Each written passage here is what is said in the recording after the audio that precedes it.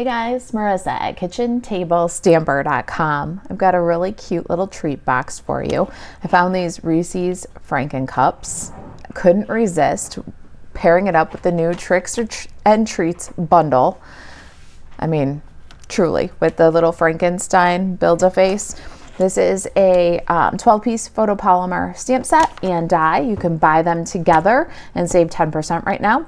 As of the filming of this video, it is not on low inventory anymore. So if you got your eye on some fun new Halloween stuff, this is a really cute bundle, a treat that's really readily available and become kind of like a Halloween iconic treat. And I've got a box for you. The nice part about this box though is that these Reese's 2-packs are available all seasons in the classic and in the white. So this box is going to be something that you can use over and over again. The little white Reese's at Valentine's Day would probably be pretty cool. All right, so let's get started with the box. And here is our template. You'll find a printable photo or project sheet with a photo of the template in it along with the measurements. So you don't have to scramble for this. Just check out kitchentablestamper.com. The link to the project or to the post with this project is in the description below. We're going to do basic black cardstock, and we're going to start with 6 3/8 by 6 7/8. I'm going to get my Simply Score tool here, and we're going to start on the 6 3/8 inch side, so the one that's a little bit more narrow, and we're going to score at 3/4, 3, 3 3/4, and 6. Rotate once to the right and score at 3/4, 5 3/4, and 6 1/2. That is our treat box. Let's work the score lines with a bone folder and trim it according to the template.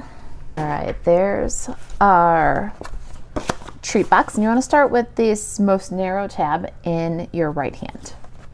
We're going to cut straight up along the score line, the first score line from the right, and then at an angle. And this is going to become our glue tab. So then go down to the next score line, cut at an angle, and then cut off these 2 little rectangles. All right, then we're going to work the top of the box. This is our lid and our tuck tab. Cut straight down and then at an angle. And then here, you're going to cut at an angle toward the score line, skip to the next score line, cut at an angle toward the score line, and then cut out these 2 rectangles. Now we'll go back to these little tabs here. We're going to cut a little bit of an angle. This will make a nice, neat tuck tabs closure, and then cut off the small rectangle. Same with this little trapezoid inside tab. All right, so that's the top of our box. Now we'll go to the bottom. Bottom's simple. On the rectangles, you're going to cut straight along the score line. On the squares, you're going to make a little angle cut. That's going to give you a nice tidy bottom. So we'll do the same thing along the rectangle side straight, and along the square side angled. Here we're going to go straight along the rectangle, little angle along the square, and then an angle cut to finish. And there's our box. Let's do some details here. I'm going to get my corner rounder. I love my We Are corner chomper. We're going to round this tuck tab so that it closes easily. And then we're also going to use a 1/2 inch circle punch, and we're going to make a little thumb notch here so that we can open the box easily. I like to use my centering ruler, and there is a centering ruler both on the Stampin' Up! Grid paper and on the Simply Score tool. So whichever, and just going to make a little mark there. Before we do the punching, let's go ahead and adhere our designer series paper. Now, this is Them Bones designer series paper, and we're putting it on black cardstock. So what I like to do when I'm putting cardstock, black cardstock and designer series paper together is just run the brush end of the Stampin' Right marker along the edge of the paper, then you won't have that white contrast edge against your black cardstock. This piece is 2 inches by 4 3/4, and we're gonna glue it right to the front of our box here. Just gonna use some liquid glue and center it. It's gonna have a nice black border all the way around.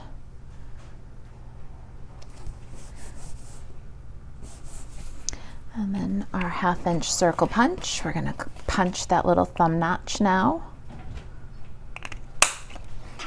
And let's assemble the box using some tear and tape adhesive. I'm gonna bring a strip of adhesive on this small glue tab and then remove the liner. Then we'll fold on the second score line and then the first score line. That makes our box. We can pop that up. Gonna put the small tabs in and then a little strip of adhesive on the back of the box outside and on the front of the box inside. It's going to give us a nice sturdy bottom. It's also going to bring the seam along the bottom of the box to the back. So we'll fold from the back to the front and then square it up from the front to the back. And then we can take our bone folder and use the bone folder to burnish that adhesive. And that right there is our simple Reese's 2-pack box. So it's definitely a template that you can use over and over again throughout all the seasons with a very common, easy to find treat, right? All right, so we've got our Reese box. Now let's do our decorating. I've got a couple of things that I cut ahead. Let me show you. Got 2 tags, one with Them Bones Designer Series paper, one with basic black cardstock, and these are the second largest from the Tailor Made Tags dies with the clipped corner. And then this little cutie, oh my goodness, I love this little tag. It's the perfect way to add a sentiment. And these tags, yes, tags, are in the Tricks and Treats dies. So you get 2 of these tags, which making lots of these tags, like say for something that you're mass producing, super simple. You can do 2 at one time. It's also got this adorable little treat bag as part of the die set. So really great die set. We're gonna use the Tricks and Treats for the images and the tags, but there's also a wonderful treat box part of this die set. I'm gonna adhere these 2 tags together and then just put it aside for a minute to dry. We're gonna use the black as a mat for Them Bones, so want a little bit of an angle here. And then we're gonna line up the thread hole, and then we're going to get our Stampin' Pierce mat and do some stamping. Got a few things here, some soft seafoam scrap, basic white scrap, our little orange tag, and Memento Tuxedo Black, and Old Olive ink. Got a piece of small grid paper here. And I'm going to put that to cover our surface, but we're going to start with Frankenstein's face. And I wanted Old Olive because that shade is going to work with the colors of Them Bones Designer Series paper. But we want to make sure that we can see the details of Frankie's face. So we're going to stamp off and use a 2nd generation Old Olive on the soft seafoam. I'll set that aside for just a minute. And then I've got Eek, which is one of the greetings from Tricks and Treats. And we're going to stamp that in Memento Tuxedo Black on our orange tag. And then I'm going to bring in my stamp positioner. I'm using my Stamparatus. There's lots of awesome stamp positioners on the market there. I do recommend a stamp positioner if you're going to use Memento ink for this part, but if you've got like a VersaFine, or if you've got the Stampin' Up! Archival Black, you guys remember that one? That ink was amazing. You might not need a stamp positioner, but we want a really dark details for our Frankie's face. So what I'm going to do is just put my magnets, and I've got my soft seafoam cardstock. I'm going to line up the details. The stamp is nice and clean, so we can put it right over. We can slide and make sure everything lines up. Then we can pick up with our stamp positioner. And this will give us the opportunity to ink the stamp a couple of times with the Memento Tuxedo Black, because especially on a color cardstock like the soft seafoam, we're going to have some like a toothiness. The basic white and the very vanilla are a smooth cardstock made for stamping and getting great images. The color cardstocks from Stampin' Up! Can be a little bit more toothy because they're meant for constructing cards and treat boxes. So what I like to do is this no fuss way to just make sure we get great details on Frankie's face here. We're going to ink, and then we can lift the stamp. We can ink again, and then just repeat until we've got great coverage, all the details. Now, I've got a little bit going on here. I want to show you. I'm actually okay that this happened. My stamp is just a little bit low for the details here. So let me show you what I'm going to do. I'm going to ink up another time, especially on his hair. Make sure we get a good strong impression. All right.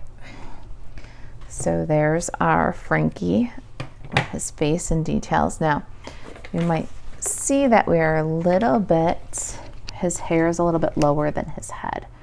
So I'm just going to take my black Stampin' Right marker, and I'm just going to fix that right up so that the hair is a little bit taller. That's the nice part about having a Stampin' Right marker to match almost any color ink pad. You don't have to always get it perfect every time.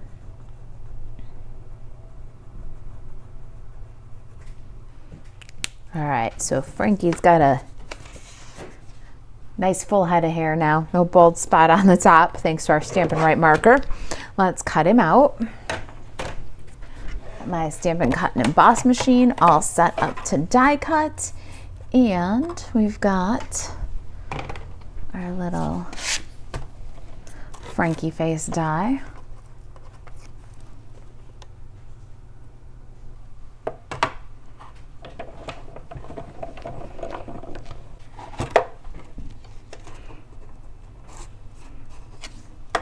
There he is. Isn't he cute? All right. Let's bring our tag back in here now. And there's our sample. I've got some Stampin' Dimensionals. Pop a couple on the back of our little Frankenstein here.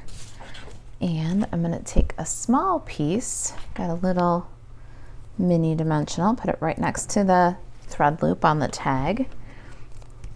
Add my little eek, line up the thread holes for all the tags, and linen thread. I'm going to double up my linen thread. Gonna need a nice long piece, probably 22 inches, 24 inches, so you can get a big loopy double bow, fold it in half, thread from front to back, tie it, then loop in your dominant hand, swoop over the top with your non-dominant hand, tuck, pull. Now you've got a really cool double bow, great texture, and that neutral color blends really well with the earthy colors of this Them Bones Designer Series paper. Just split the loop there that we tucked through on the front. And we can remove the liner and add our little Frankenstein. Let's get our box and we can glue the tag on the box. Now we're gonna do a fun little detail here. Let's get that tag on there. Look at the adorable little crow. That is from the Pick of the Patch stamp set. This is my favorite one for Halloween this year. I love that it's pumpkins and cutie pie. You're the pick of the patch. A harvest of blessings. It'll take you all the way through fall. But with this adorable little crow and the jack-o'-lantern face, you're going to get a lot of mileage from this stamp set. It can be bundled up with a pumpkin punch that you're going to love. All right, let's get some basic white scrap. And I'm going to use my Stamparatus again here with my Memento Tuxedo Black ink. When I'm doing black images, I love to use the stamp positioner since Memento is my primary black ink. Again, you might not need a stamp positioner for your solid black images if you're using like the Stampin' Up! Archival black or like a VersaFine ink. But I want to make sure that my little crow is really a dark black crow. You can also stamp it with the Memento Tuxedo Black, and if you need to, you can go over the little crow with your Stampin' Right marker to get a really dark impression. I just want to go a little bit darker on the body here. So we'll add a second coat of ink. There we go. And let's slide that one aside and let's cut out our crow. I'm going to add a little bit of pumpkin pie. I've got my Stampin' Right marker on the beak and cut it out. I'm going to cut close but leave a little white edge. There's our cute little crow. I've got little mini dimensionals. I'm going to cut one in half here and pop half right up against the knot on our bow. And then I'm going to get a mini glue dot and put a mini glue dot on the knot of our bow, and that will hold our little crow and support him. Don't cover your greeting. They're cute with the eek and the crow. Now, you may have noticed that the Stampin' Up! Glow in the Dark Bats and Ghosts, the embellishment that was meant to go with Them Bones suite, is on stop sale. They'll be back estimated the week of October 2nd if you really just want to get some of them. Keep your eyes out at the beginning of next month. But if you haven't seen these for your Halloween projects, I think you need to check them out. I really love these. They're adhesive back sparkle gems, and they are from the annual catalog.